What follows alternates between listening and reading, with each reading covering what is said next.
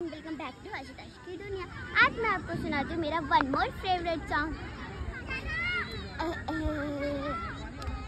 भोला भाला था, सीधा सादा था, तो अनजान था, दुनियादारी से होशियारी से मैं तो अनजान था।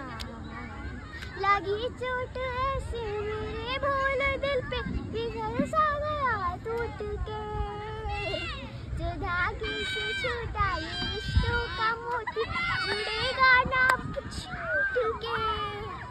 जहर सपनों ने, मेरे ही अपनों ने मुझको है धोखा दिया।